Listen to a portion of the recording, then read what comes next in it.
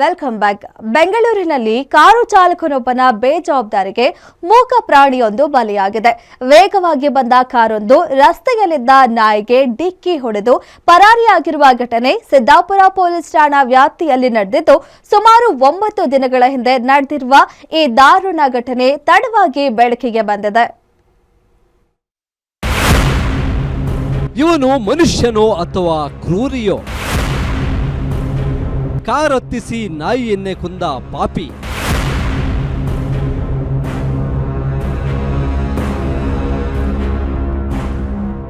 ಮನುಷ್ಯನೇ ಮನುಷ್ಯತ್ವವನ್ನ ಕಳೆದುಕೊಂಡಾಗ ಈ ರೀತಿಯ ಘಟನೆ ನಡೆಯುತ್ತೆ ಅನ್ನೋದಕ್ಕೆ ಇದೇ ಉದಾಹರಣೆ.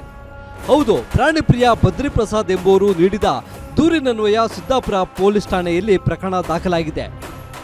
ಸಿಸಿಟಿವಿ ದೃಶ್ಯ ಪರಿಶೀಲಿಸಿದಾಗ KA05MK 5893 ನೋಂದಣಿ ಸಂಖ್ಯೆಯ ಬಿಳಿ ಬಣ್ಣದ ಬಲೇನೋ ಕಾರಿನಿಂದ ಈ ಕೃತ್ಯ ಎಸಗಿರುವುದು ಸ್ಪಷ್ಟವಾಗಿದೆ.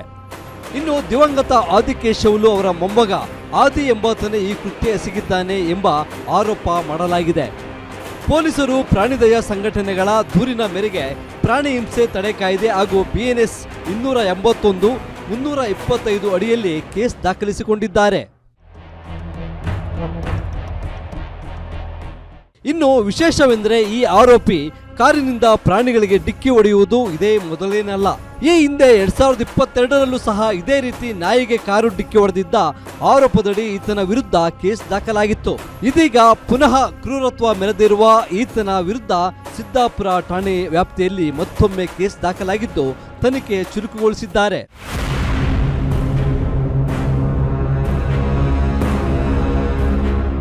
ಸ್ಥಳದಲ್ಲಿದ್ದ ಸಿಸಿಟಿವಿ ದೃಶ್ಯಾವಳಿಗಳನ್ನ ಪರಿಶೀಲಿಸಿದಾಗ KA05NK 5893 ನಂಬರಿನ ಬಿಳಿ ಬಣ್ಣದ ಬಲೆನೋ ಕಾರು ಬಂದು ನಾಯಿಗೆ ಡಿಕ್ಕಿ ಹೊಡೆದಿರುವುದು ಸ್ಪಷ್ಟವಾಗಿದೆ.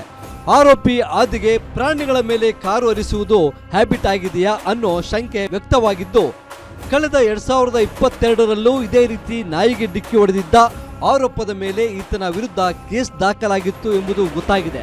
ಅದೇನೇ ಇದ್ರೂ ಸಹ ಇಂತಹ ನೀಚರಿಂದ ಮೂಕ ಪ್ರಾಣಿಗಳು ಬಲಿಯಾಗಿದ್ದಂತೂ ವಿಪರ್ಯಾಸ. Ajay Kumar, crime bureau, guarantee news, Bengaluru.